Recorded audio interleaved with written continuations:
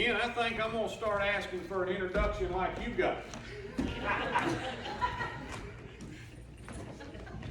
Well, I'm sure somebody will do it. She can do it.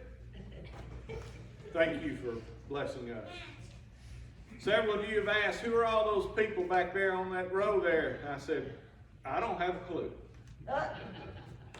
That is Kim's husband and family. So we're glad you're here. Now, I'm not sure your husband wanted me to do that either. But I don't care. I know it. So glad to have y'all. Yes. Of all the classes that I took in high school and college, the one area of study that I least liked, and when I wrote that, I thought, that's not really correct, Jeff. The one area of study that I hated and didn't like at all was math class. I know each of you have your favorite class that you liked back in school.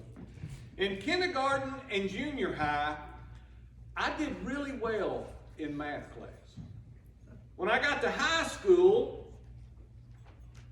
my brain kept telling me, Jeff, this stuff is too hard for you to do. And it was difficult, but I managed not only to complete, but I passed all the required courses to graduate, which made me happy. Last Sunday, we looked at the Gospel of Luke chapter 7. It's a story about a widow whose only son had passed away. In that story, Jesus and his disciples and a large crowd are following him into a city about 5 miles outside of Nazareth.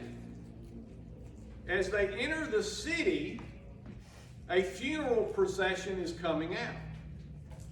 This widow woman has now lost her only son. And Luke says that when Jesus sees this grieving mother, he has compassion upon her. All through the Gospels, we know that Jesus shows compassion for people. So when I say that, that's not really a big revelation. That's not really a big surprise, because we know it's Jesus, and isn't he supposed to show compassion? In Matthew 9, for instance, Matthew says Jesus went through all the towns and villages, teaching in the synagogues, proclaiming the good news of the kingdom and healing people of their diseases and sicknesses. When he saw the crowd, he had compassion on them because they looked like sheep without a shepherd. In Matthew 20, 2 blind men are sitting on the roadside. They hear, hey, Jesus is coming by, so they cry out, have mercy upon us. In other words, please heal us. And Jesus has compassion on these 2 blind men. He touches their eyes, they receive their sight, and they follow him. In today's message, it comes from the Gospel of Mark, chapter 6. Right before our message, Jesus' disciples have been sent by him on a mission trip to the nearby cities and villages. He gives them the authority to heal and have demons expelled from them by the disciples. That's pretty impressive. So go out and do that, Jesus tells these disciples. So they say that they didn't have any time to eat when they come back. They tell Jesus of all they've done, but hey, we're starving. We hadn't had time to eat. There was so many. So Jesus says, okay, come with me. Let's go to a place where we can rest and you can refuel. So once again, Jesus and his disciples climb into a boat and they travel toward a quiet place to rest. Well, the word's gotten out about Jesus and his disciples and the power that they have. So these people see Jesus leave, and they do, I'm guessing, maybe what I would have done if I wanted to be healed. They ran around the side of the lake to get to where he was going before he got there.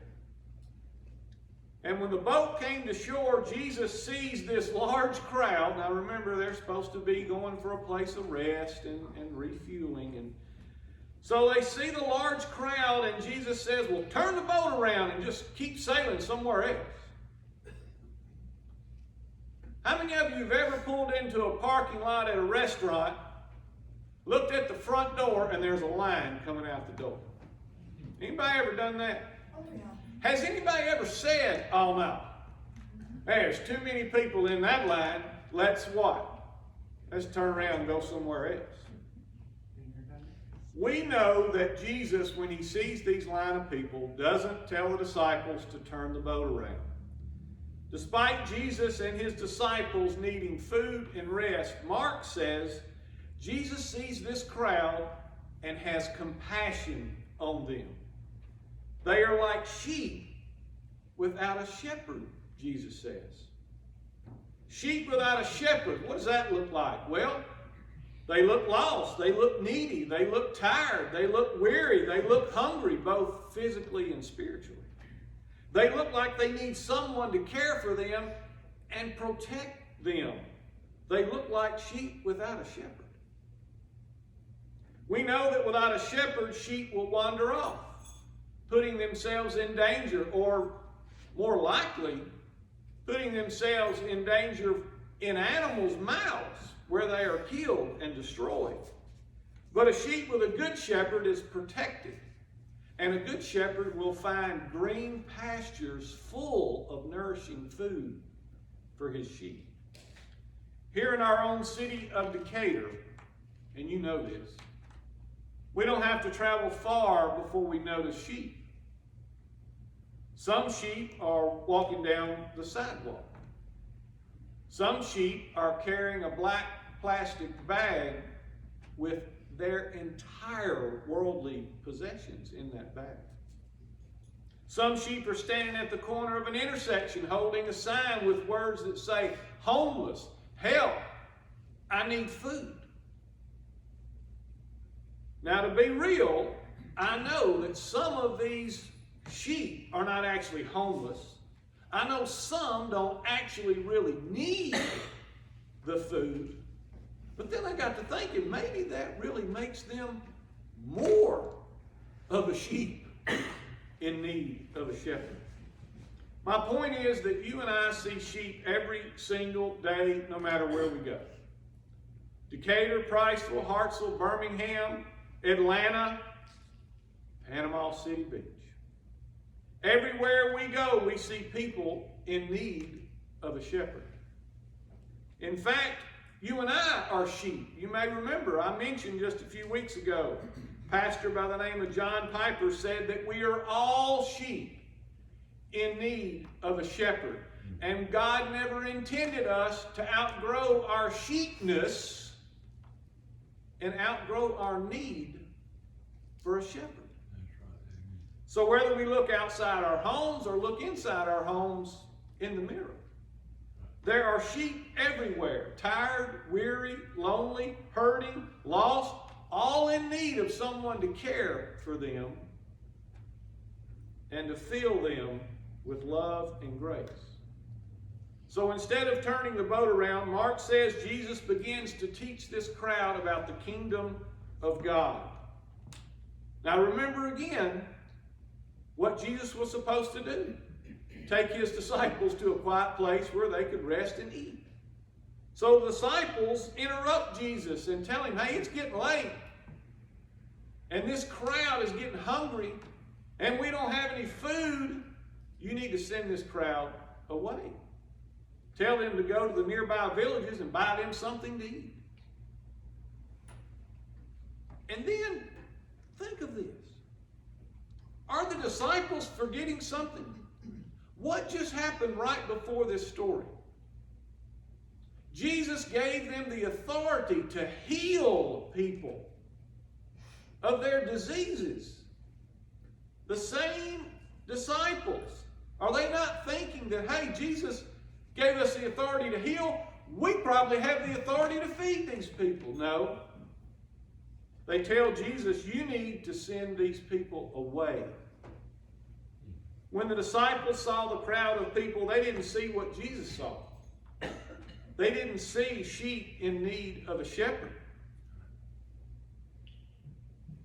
Here's how we can relate to that. They're tired, they're hungry, they just finished their mission trip. They've done their part. Now they want to rest and get something to eat. Sometimes we see so many sheep in need of a shepherd that we get desensitized. Tell me if you ever did this, maybe in elementary school. We did an experiment where the teacher passed out these little pins, little stick pins, like a needle.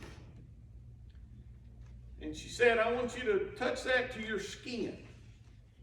And we did, and man, it stung the first time, the second time, the third time. But the fourth and fifth and sixth, it didn't sting as much. And eventually you could get to where you could just do that over and over and over, and it wouldn't sting anymore. And she tried to teach us a lesson, how we become desensitized because we see so many sheep in need of a shepherd. So the disciples say, so Jesus says, don't send them away, you feed them. 12 disciples, 5,000 people. You feed them. I've admitted I'm not good at math. But I'm good enough to know that if the disciples are going to feed 5,000 people, it's going to take a lot of food and a lot of money, which they don't have. They even tell Jesus it's going to take nearly a year's wages of food to feed this crowd. Jesus turns and asks them, well, how much food do you have? They tell him, we found 5 small loaves of bread and 2 small fish. Again, I'm not good at math, but I'm good enough to know that if you take 5 loaves of bread plus 2 fish divided by 5,000, that's going to leave what? Nothing. Everybody hungry. And the disciples know that 5 loaves and 2 fish is not enough.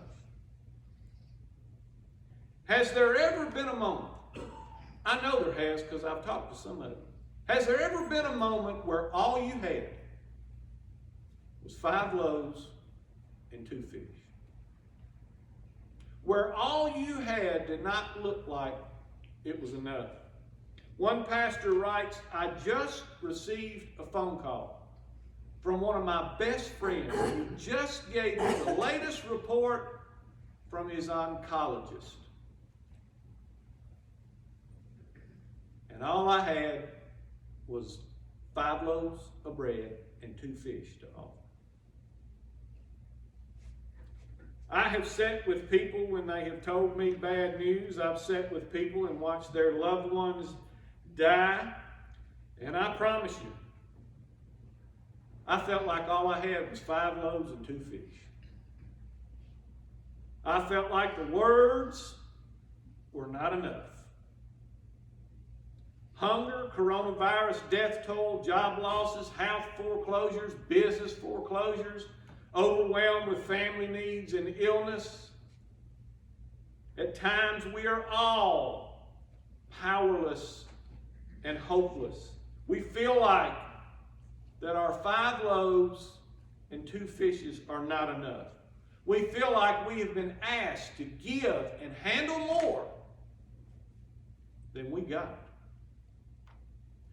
When Jesus told his disciples, you feed the crowd, he already knew how big of a challenge that would be. He challenged these disciples, take your eyes off the present problem and find a solution. Though it seemed too little and not enough, Jesus told his disciples, bring to me what you have. And they did. Jesus gave thanks. He blessed it, and then he broke it. Everyone in this room right now has walked through broken times. We could say, as we look at our life, that we are broken pieces put back together only through the grace of God. We are broken people. We are broken in places. that are used by God to help other people that are broken and in pieces.